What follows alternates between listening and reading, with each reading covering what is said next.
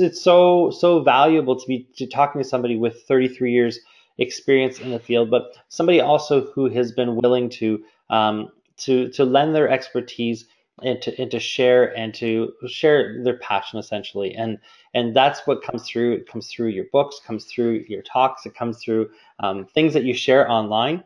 People that have come across you online when you freely answer people's questions and people's concerns.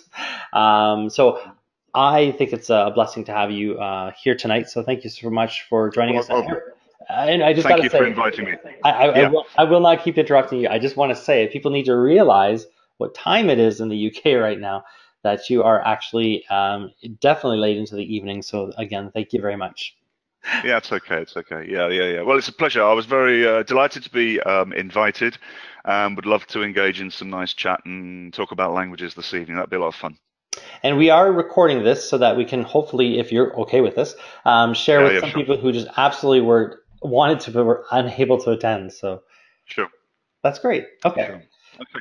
All right, so everybody, just to go over our usual introduction here, remember the whole point of Shop Talk and the whole point, and it's, Steve, we were talking about this, is it's about being connected. It's about, it's no longer do we have to be face to face to share ideas, share resources. Now we can use the internet, so please, absolutely everybody, make sure you're joining as many, say, Facebook groups and getting using a social media of Instagram, Twitter.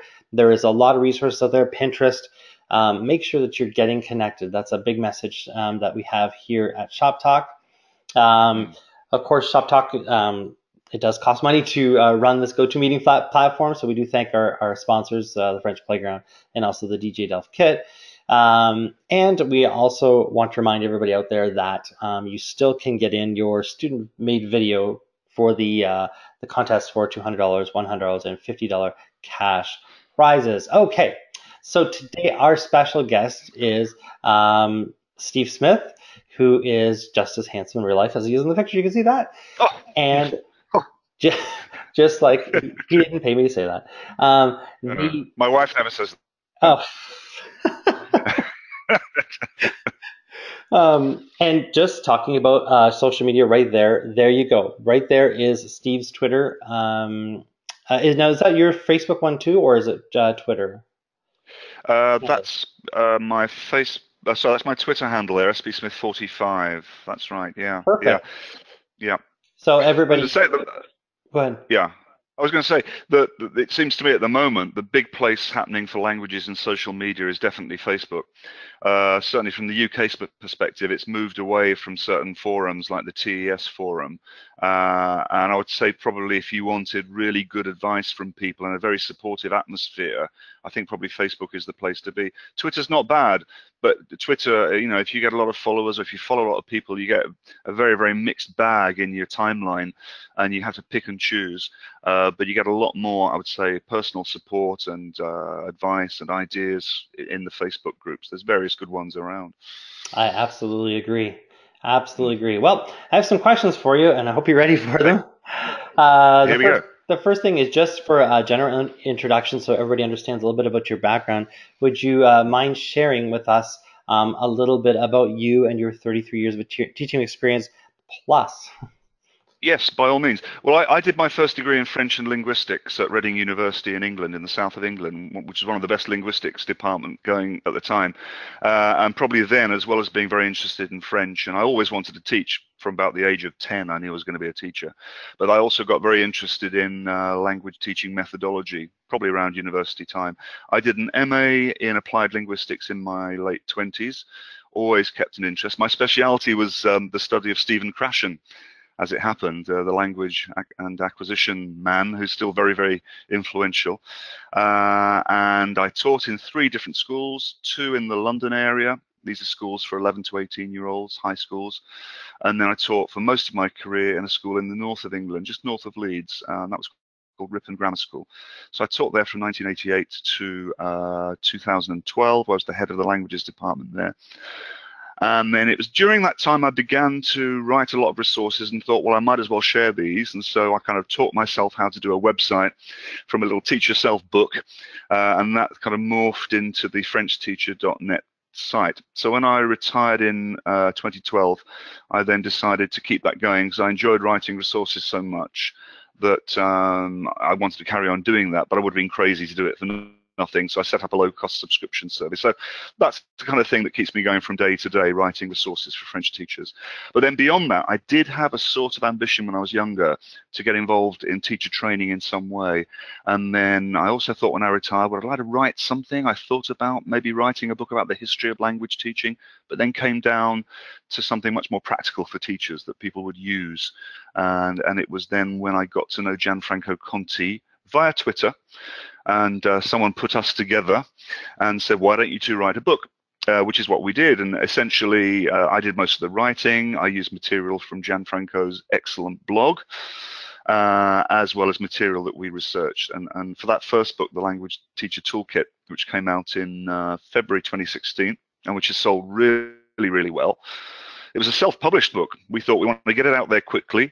We didn't look for a publisher. We just did it ourselves using Amazon CreateSpace, which I thoroughly recommend to teachers. You know, if you've got ideas, you want to publish something, createspace.com is a good place to go. You can write, get something uploaded in PDF, and then it's published, you know, within 24 hours. It's that easy, really. So we got writing that together on the principle of blending a bit of research with classroom practice, but still with the emphasis on classroom practice, I would say. And then after that book, which did very well and still is, a publisher approached me to write something in a series of books called Becoming an Outstanding X Teacher. They'd done one for math. They'd done one for English. They wanted one for languages. So I had an idea for that, and this book is rather different. This last book I've just written, which came out a couple of months ago, I'm plugging like mad here, I do apologize. But that one is much more about, Okay. it's a little bit more home. Yeah, it's okay. It's a bit more homespun. It's sort of dissecting, breaking down individual lessons. There's almost no research stuff in there. It's very much hands-on, practical. How do you build lessons? What interactions could you use? With a very strong message that, you know, there's no one method that's best. You know, you do what you think works, you know, with some reference to research and knowledge and experience, and, you know, with reference to your class, your school, your country, because every context is different. So yeah, I write my resources. I blog feverishly about anything that comes into my head. I never seem to run out of things to write about, and enjoy networking with teachers all over the world, not just in the UK, but in North America and Australia and other places as well. So that's a bit about me anyway, Stephen. That's great. That's fantastic. And I'm glad, like I said, like we're recording this, so we're going to be able to share this and absolutely get more exposure in the North American side of things. And that's what I was telling a lot of my friends who teach in North America. I said, you need to hear Steve. We need to hear a lot of each other. I mean, I've been blessed. I've been able to do conferences all over the world, and I take a little bit of something from every place I go: New Zealand, Australia, United States, no matter where I'm at. So. I think it's really well. There's a good point to make on that, Stephen, as well, is that we tend to be very closed in on our own countries. UK teachers are very much obsessed with the systems here. It would be the same in France, wherever it might be. And the internet's allowed us to learn about what's happening elsewhere and to open our minds up. And I enjoy networking with some great teachers in certainly in the States and in Canada. I'm thinking of people like Martina Becks, who's very much a TPRS type teacher, Sarah Elizabeth Cottrell, who does the black box videos, for example. Very, very interesting, pragmatic sort of teacher.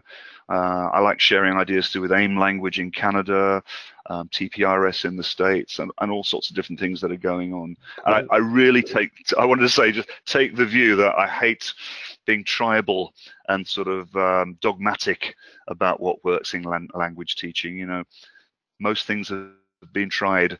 Some work, some fail. It depends on the teacher. It depends on the quality of the delivery very much, rather than the chosen method. But we might talk about that later, perhaps. Yeah, no, absolutely.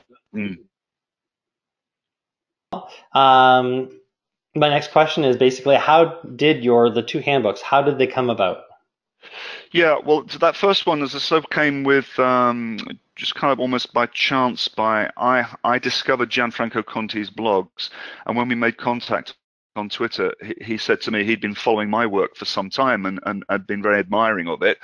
And we found that we were two teachers who were interested very much in pedagogy and research as well. And kind of very quickly thought, well, look, there could be a book to write here. Because what we soon discovered was that there's actually very little in the market on foreign language teaching or second language teaching. There's quite a lot written in the field of teaching English as a foreign language, but actually very few books specifically written for teachers of French, German, Spanish, and so on. So we thought we'd try and do something that was very focused on the teacher, a kind of book by teachers for teachers, with reference to research, but really the strongest reference is to things you can do in the classroom, because as a teacher you want takeaways, don't you? You know, we're the sort of people who grab ideas, use the ones we like, reject the ones we don't like, and so that book and the second book really do feature ready-made things that you could use. So I look at it not from a researcher's or scholar's point of view, because that's not me. I'm just a retired teacher with an interest in these things. I've done some reading, I've read handbooks, I've read articles and so on, but I don't consider myself an academic scholar. Yeah. And certainly not any sort of guru or anything like that. So I think that would be horrific. The second book, The Outstanding Languages Teacher book, is, as I say, a little bit, it's a smaller book. It's what the publishers wanted from me. And it's very much just looking at how to run lessons, how to set up a nice, well-behaved classroom, the practicalities, perhaps more for the beginning teacher, the trainee who wants to know, how do I make my classroom run well? And then there is a sort of a methodology implied in that book, because it's my own background experience. I mean, would you like me to say something about that, Étienne? What's that, sorry? Would you like me to say something about my own sort of pedagogical sort of route here?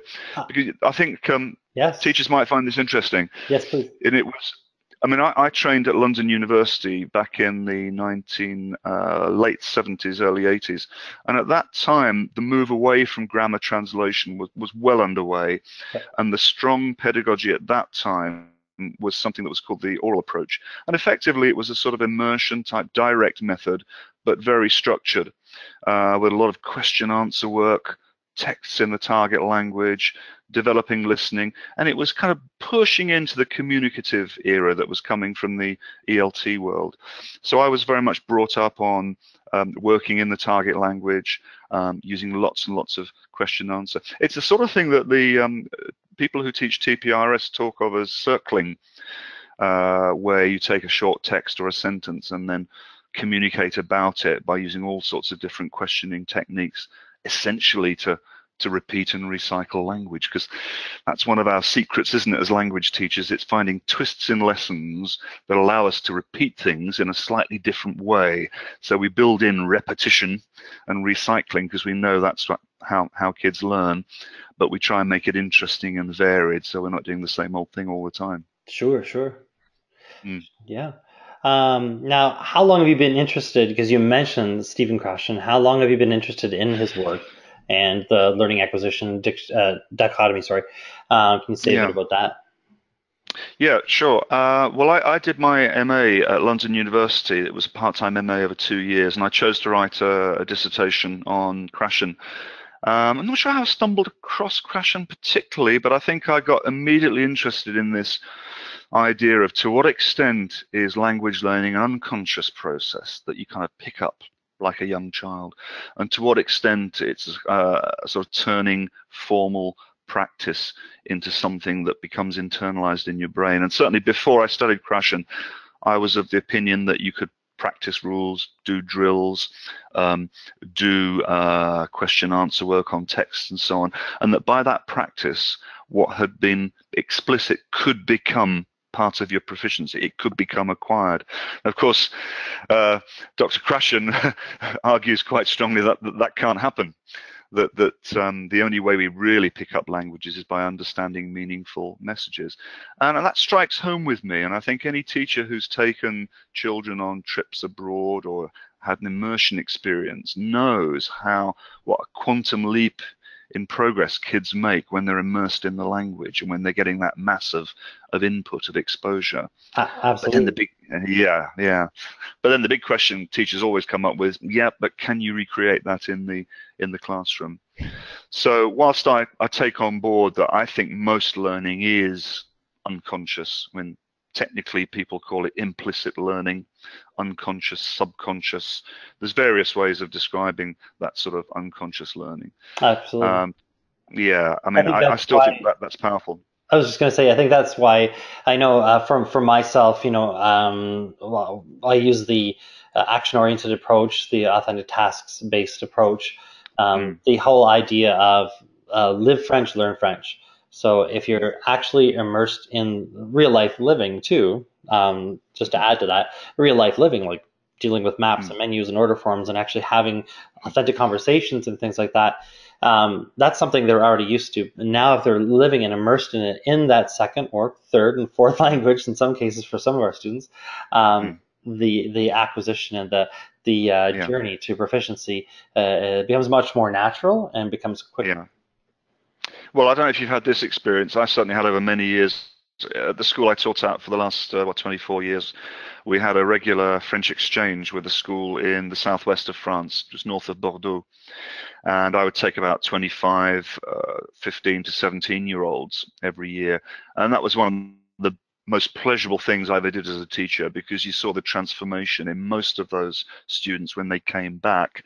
And suddenly it was no longer just a school subject. It was much more of a lived subject. It was an experience that they'd had and that really added enormously to their motivation. I mean, it also added, even to their test scores in listening. You saw that happening straight away because their ears had got tuned in to the language. But I think the more we Exactly. can get, yeah, the more we can get children to travel to other countries and to really immerse themselves in the language, the better that is. Yeah, no, absolutely. I mean, there's no replacement for that, Mm, for sure. mm, Absolutely. Okay. Now, this is a question that I'm very interested in because you made a reference, and I'm going to use the term Homer rather than tribal. I'm going to use Homer. okay. We can be a Homer, meaning we're geared to what we grew up with, and then we're Yeah, geared yeah. to what we've been told is the way of doing things here in our and it can be as specific as a school district actually, but Mm, often it's a provincial or state or a national type thing, and we maybe don't even know what's going on out there, or we have mm, myths. We hear stories. We hear, like for example, if I may, when mm, I'm talking to my friends who teach in the UK, I heard them often referencing the testing and the required testing that goes on, and mm, so and sometimes it makes me feel sad because I see that's what they're mm, talking about so much, and I'm like, mm. oh my gosh. So I feel like the tests are chains and that they're Yes. handcuffed because they can't Yeah. actually teach the language, which I know is Yeah. not true. But the test is a reality, and so or Yeah. testing is a reality, and so I love to hear about what other people are doing. So please, if you don't Mm. mind sharing, my question, as you can see on the screen, is what are the predominant methodologies used in the UK? It's quite hard to pin that one down. I mean, certainly the old days of grammar translation are well gone, but translation still happens in lessons, partly because it is part of our exam system. And as you mentioned, certainly in England and Wales, we have a very powerful accountability system based on high stakes testing. And our two big exams are called the GCSE, which most children take at the age of 15 or 16. And then we have a very selective education system beyond that age called A level, advanced level. And then many children, not all, but many children go on just to take only 3 subjects, sometimes 4. And so that means the work gets relatively high powered. So by the age of 17, 18 in England, students are probably working at the same level as an undergrad would be in the USA, for example. It's more specialized. And again, it's a high stakes exam, and schools are judged on the quality of the results. Teachers are, including their salaries. So there's a strong sort of assessment regime. And so that's why teachers talk very much about these tests all the time in Right. England. And the big thing with the test is they have this very powerful backwash effect that I often mention. The backwash effect, if anyone's not sure what that means, it's when the nature of the test then affects the way you teach in the classroom. Of So it's course. like the wave. Yeah, and that's very, very powerful in the UK and in other countries as well. I know it happens in the States, with SATs and that sort of thing. So that then leads us to do some things that some teachers might not want to do. Now, for example, I was never a great fan of translation, because for me, translation meant that I was using English too much when I wanted to use the target language. I wanted to use French. But because in the exam there is translation, you have to practice for it, and that's translation both ways. So that's an example where the exam system can have an effect, and why certainly teachers in England get rather obsessed with it. But in terms of general methodology in the UK, I think we could say it's loosely in the communicative mold. It's certainly not at the TPRS, meaning is everything. I would say it's a balance of input-based communicative work mixed in with grammar and drill-type traditional work, with elements of translation, elements of drilling, certainly. But I would say at the moment we're at a kind of a eclectic period. Some people would like to call it principled eclectic. We use that term in the first book we wrote, that you use a range of methods, some traditional, some more adventurous, some task-based. I mean, you mentioned tasks earlier on, Steve. Yeah. Certainly with more advanced students, I was very interested in getting into task-orientated or task-based language activity. I wouldn't say that's particularly well established, though, in the UK. That's not really a big paradigm here, task-based learning. I doubt that would be related to the testing, though. That would be an issue, one of the issues, right? Well, yeah, that would be, yeah, because I mean, we test the 4 skills separately, effectively. We don't use the American language of interpretive versus interpersonal and so on, which is an interesting thing in itself. Each country comes up with its own way of categorizing the work they do. But certainly in the UK, we talk about the 4 separate skills: speaking, listening, reading, writing. Right. And most lessons would feature elements of those. Lots of oral work, plenty of game work going on, lots of communicative activity, quite a lot of English still being used. The National Inspectorate in England, which is called Ofsted, which is what all teachers fear when the Ofsted inspectors come into their schools, which is a great shame, but that's the way it is. But they often note, and it's of interest, that there's still a lot of English being used in foreign language classrooms in England. And I imagine the same would be the case in Canada and the USA, where teachers, for very good reasons, will feel they need to go into English to do certain tasks. But maybe sometimes that happens a bit too much, and that we can be a bit braver on that and stay in target language. Right. Wow. Yeah. So that was very honest and very open. I like that. No, that's good. Mm. But yeah, thank you. I've been wondering. I've always wanted somebody just to sit down and like just tell me the real deal. What what are you guys dealing with over there in the UK? And I mean, as soon as you said that it affects their salaries, I'm thinking then that means that affects food in the mouth of their kids, and that I mean, now you're playing a whole psychological mental game with teachers, and that's I don't know. It's certainly having an effect on teacher morale. I mean, I see that very often in social media, that it seems as though the number of teachers leaving the profession here seems to have risen, and it's often just a drip feed pressure on teachers who are having to teach too many hours, mark too many books, do too much paperwork and bureaucracy and preparation for inspections, all that sort of thing. And a lot of it depends how it's handled by the leadership teams in schools. Some are much more sensitive than others. That's a fair thing to say, isn't it?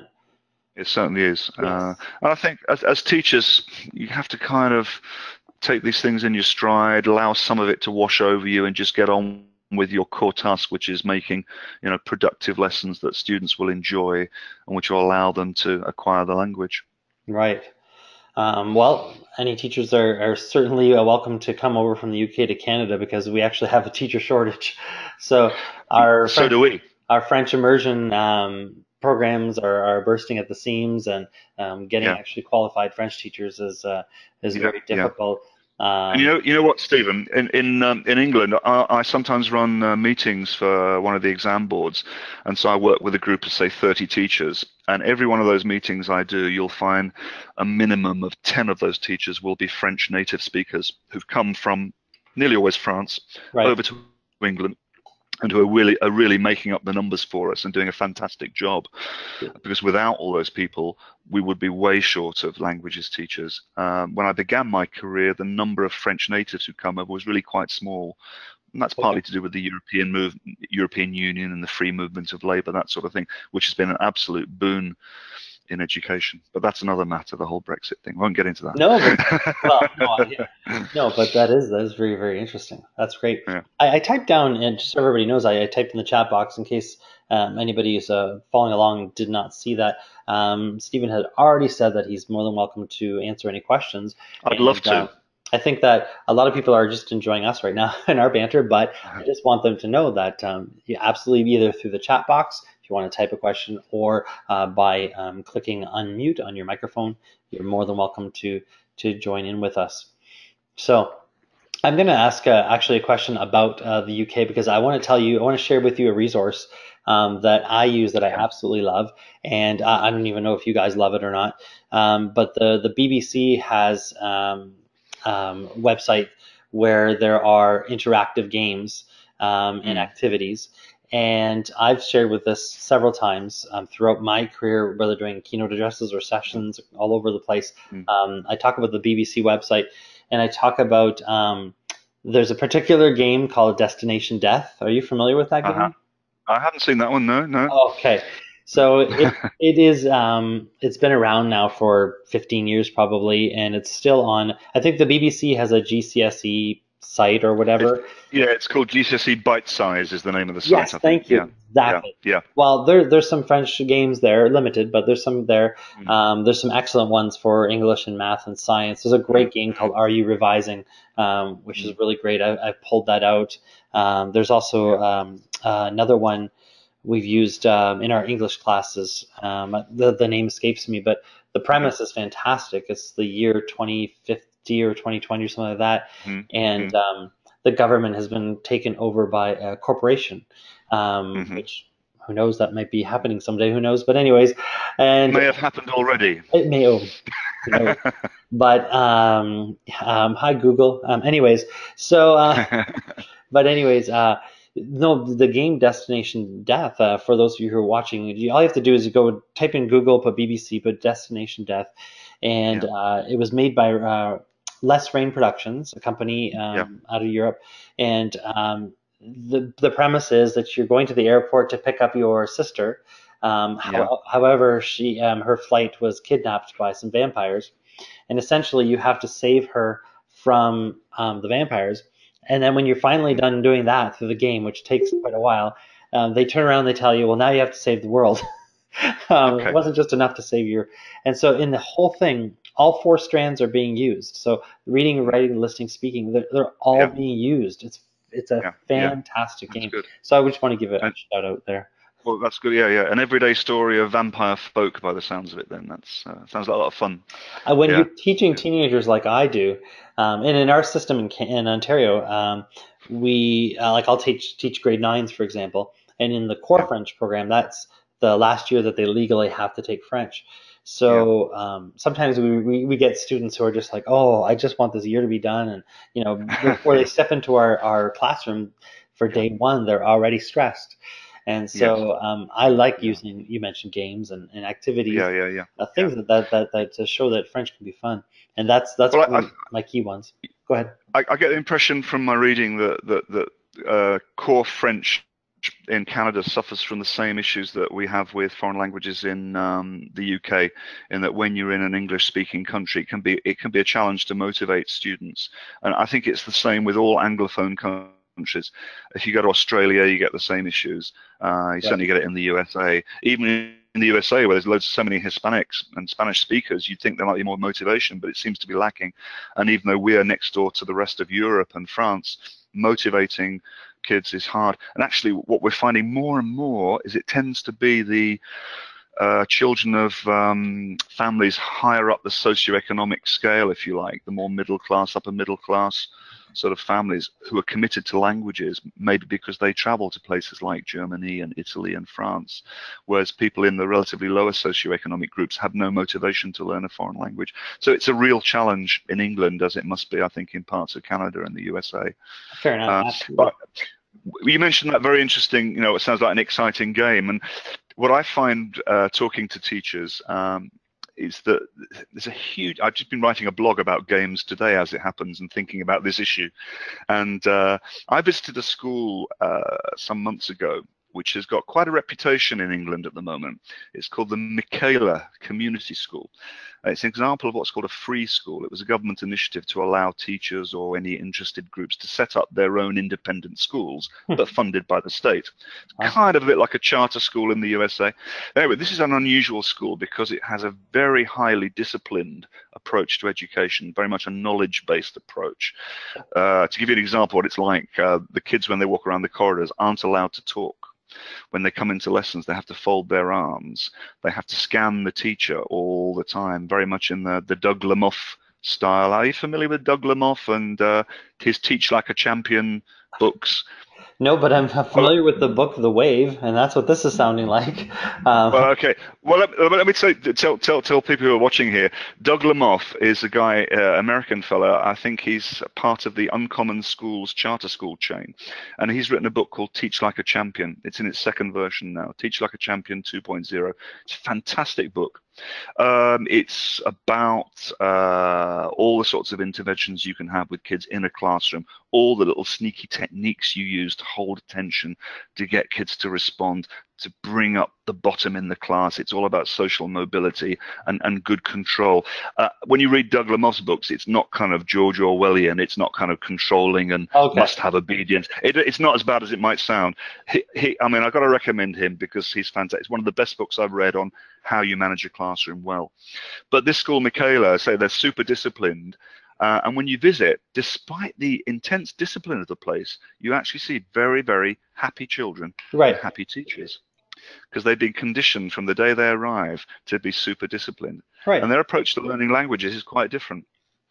I wrote a bit about this in the Becoming an Outstanding Languages Teacher book, the last chapter. I wanted to get across the idea that there are different ways of teaching effectively. And in the Michaela School, they use a totally a different method to the sort of thing you were describing, Étienne, then just now. Very much bilingual, translation-based, repetition, call and response, teacher, whole class, no games, no technology, no pair work, no group work, no pictures. It's a totally different way of teaching languages. Not my cup of tea at all. I wouldn't like doing that. No. But the teachers there are committed to it. Sure. They do it really well. And the kids produce really high quality reading, pronunciation, working within their particular parameters. But it shows that all sorts of things can work. That's what I was going to say. Fair enough. Absolutely. Speaking of differences across the world, in Ontario, we have an issue where French teachers, unfortunately, are considered as itinerant teachers and often do not have their own classrooms. This is a very big issue. They teach au chariot, as we say, so they have a cart and they have to go from room to room. Is that something that happens in England or no? I would say that would be a minority case. I think in most schools there would be a languages department in the school, with most teachers having their dedicated room with their interactive whiteboard, their projector. They're pretty well equipped, actually. There's been quite a lot of investment in the technology in schools in Britain. Not so much perhaps the last 2 or 3 years in this sort of age of relative austerity, but certainly British schools are pretty well equipped. And you tend to have your own room. That's pretty important, isn't it, to have your own environment decorated the way you want it. I believe your so, space. 100%. Yeah. And that's why we're trying to push to make those changes, but it's very hard, and it's like everything else, it all comes back down to money, and so it's a money issue. Yeah. I think another thing, I mean, it might be in common with you, but one problem facing teachers in the UK, sorry to talk about problems rather than positive things, but it is an issue, and that's the question of lack of time. Find solutions without facing the problems, so go ahead. Well, it's just the lack of time. What's tended to happen over the years is that languages have become squeezed in the curriculum. So now if you get 10% of the curriculum time, in some schools you're lucky. And I hear of schools in England certainly where they might get 1 2-hour session per week of language learning. Now to me, that's pretty criminal, really, because I do believe strongly in the little and often idea with language teaching. I would far rather have several blocks of half an hour than, say, 3 blocks of an hour in a week. And I think that comes down to one aspect of learning theory, which is this idea of spaced practice. Of course. It's the same with training, for fitness and stuff like that. It's the same principle. There's no doubt. We're as humans, we're set to learn better that way. There's no doubt. I'm going to go here to the last question that I have, and that question that I just gave you, of course, was posed by Jennifer. So thank you, Jennifer, for your question. Thank you. Now, would there be particular, and we've discussed a few principles, but are there particular ones that you would advocate? I'm loving the fact that what you advocate most is variety and respecting the fact that, first of all, the reason that different methodologies and principles of teaching are different is because the students in our classroom are different. They're different from day to day. I just tweeted out a couple of days ago that, why is it that every year I get older, but every year these kids are always 15 and 16 years old? It's a weird phenomenon. It drives me nuts. But anyways, so they're always different. Their needs are different. Their likes are different. Yeah. So go ahead. Yeah. Yeah. I think there are some principles that would probably apply to any decent approach. We did a list in the the teacher toolkit, but this one here. Yeah, okay, I'm flashing it there. Yep. And I think in chapter 2 on language teaching methods, I'm just going to dip into that. I'm not going to read it all, but it just reminds me I can use this as to help me here. It's I think you've got to have input. You've got to have lots and lots of meaningful input, high frequency language presented in some way so that the kids are hearing and seeing high frequency language repeatedly in some form. I think without input, it's going to be difficult to get acquisition.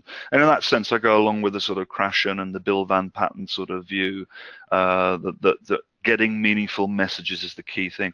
So as soon as you start to use English in a classroom, you are by definition limiting the time that you're spending doing on input. And I think that's the main reason to try and keep in target language as far as you can.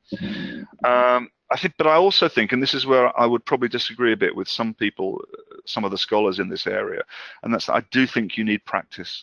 I think you need elements of structured practice that input enough, whilst theoretically that's what makes the first language develop. I think when you're learning a second language, and our brains are different, we're adults with different learning skills, we bring different things to the task, and we also bring our knowledge of the first language, and that's what's fundamentally different, I think, between first language learning and second language learning. And I think this is different, and we can use those abilities we have to do memorization, to do practice, to have explanations of grammar. Not too much. I don't favor too much explaining and practicing of grammar, but elements of it I think help things along. So I'd say that. I think another principle is to balance the skills so that you certainly get a mixture of speaking, listening, reading, and writing. And for me, the emphasis would be on speaking and listening. I think they are the primary skills. If you think about it, reading and writing are sort of manufactured human skills that didn't exist in more primitive man. We are, as beings, wired to speak and to listen. We're not wired necessarily to read and write. So I still think speaking and listening should be the main focus. We mentioned things like, promoting independent learning outside the classroom as far as possible. I mentioned be prepared to explain how the language works. I don't think we should dogmatically feel that we must ignore grammar. Whether you do it in the TPRS style of grammar pop-ups, where you let the grammar emerge from the meaningful messages and then teach, or whether you have a grammar-based syllabus where grammar is fundamental to the syllabus, but where your topics are bolted on and where the meaningful language is bolted onto the grammar, I think that can work as well. Right. In fact, there was a recent report came out, a research report in the UK by a thing called the Teaching Schools Council. And they advocated quite a lot of structured grammar work, phonics, transcription, dictation, fairly traditional tasks. They found in their research across schools that seemed to work best. Now that's rather at odds with what many of the researchers would tell you, Right. because the bulk of the research is still saying essentially we learn by hearing messages and reading messages we understand, and that most learning is implicit. It just happens sort of underneath the radar. That's kind of what is still coming out in the research, and that's probably at odds with what many teachers feel. I think most practicing teachers feel they need to explain stuff, they need to do drills, they need to do bits of translation, that kind of thing. Would you feel Mixed in. though? Sorry to interrupt. I was just wondering. Would you feel though that's because principally that's the way they were raised and that's the way they were taught? Well, you mentioned that earlier. You mentioned that, and that's a really important thing. I mean, there's a guy called Simon Borg who does research in the UK into teacher education and teacher beliefs, and he argues, and I think this is absolutely right, that the biggest influence on us as teachers is the way we were taught. And whatever you get taught at teacher training schools or university or by people online, it's very hard to move away from that sort of instinctive way you want to teach based on what your teachers did with you. Now, I'm not saying it never happens, but certainly with me, I had quite imaginative teachers for the time. You know, they were using lots of oral work, they were staying in the target language, and that colored the way that I went on to teach very, very strongly. So I totally agree with you, Stephen. I think it's quite a challenge to escape the way you were taught. And if it worked for you, you think it must work for every child. But of course, as teachers, we were the goodies. We were the gifted ones. We were the ones who liked it. No, not you.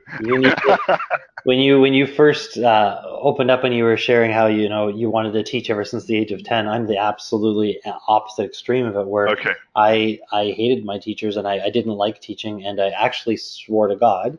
To a friend of mine, Yeah. I remember in grade 11, I turned to her and I said, "Oh my God, I swear to God, I'll never become a teacher. I just couldn't stand teachers."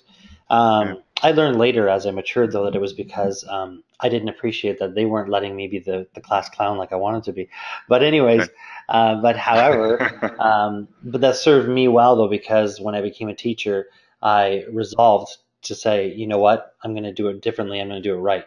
And so total. So I just wanted to stop you there. Yeah. I'm And there are certainly, old. I read of teachers who've totally changed their way of working. I think, but there've certainly been teachers who have fundamentally changed their approach.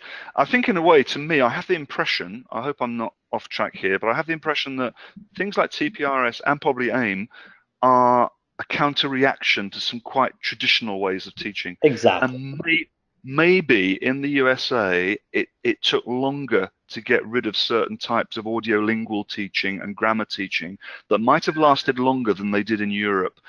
They were getting ditched in Europe in the 1970s. Oh gosh, yeah. Certainly, and maybe before. And I think maybe they lingered longer in the States, so it needed a counter-reaction. So I think people like Krashen were kind of preaching to a ready-made audience there who realized that what was going on maybe wasn't right. Right. And therefore pushed in the totally opposite direction. So probably to people in the UK, TPRS, maybe AIM as well, seem to be at the more extreme end of practice. And maybe what happens in the UK and probably mainland Europe as well might be a bit more kind of a mixture of traditional and more input-based methods, I think. I think it might be fair to say that anything that is not the old school way is considered outlandish and far-fetched, because I'm telling you, there's a lot of people who feel that project-based learning, which is understanding by design, so the backwards is design, they feel that that's crazy. Yeah. I think there's people who think that the authentic task-based approach of using real-life things and engaging students in real-life things is crazy. So I don't think it's exclusive to those people. But I think this is a really important point, and I think you mentioned it in the blurb for this session as well, is that as teachers, we're all different. The students are different, but we're different.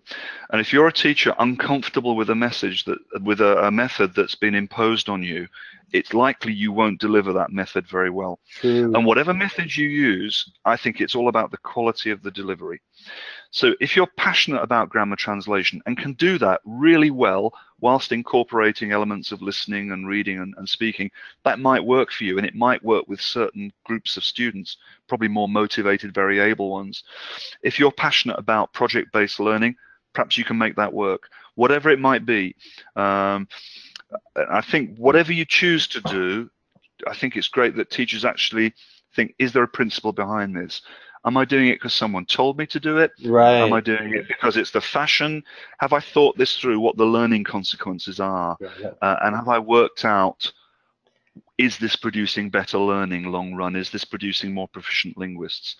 And there's still a whole debate about that. There are no clear answers on this, and anyone who pretends that there are, I think, is misleading you. If anyone tells you there's a panacea, this is the approach, this is the one that Well, works, and that's what happens. I think People they're do, listening. they Yeah, beat the drum of specific things, and that certainly happens. Yeah. so, yeah, no, for sure. But I think another thing, what I love, I'm going to back up your point here, is that just think of it in other walks of life, or say training an athlete.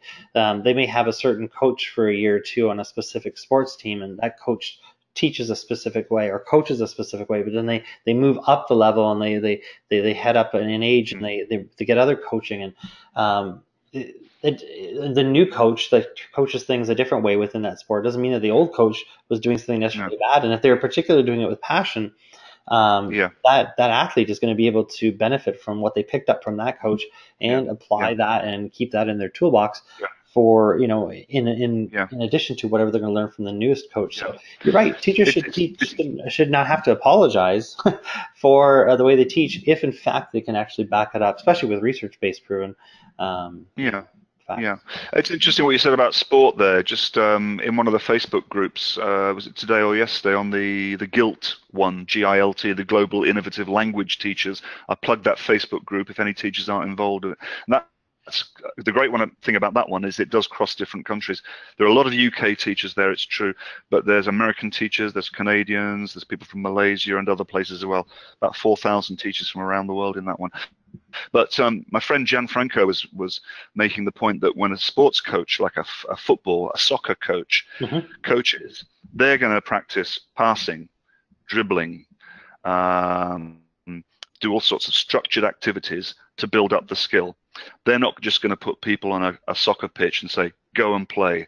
They might get a bit better that way, but it won't be the best way. So Gianfranco thinks that's quite a good model for language learning as well.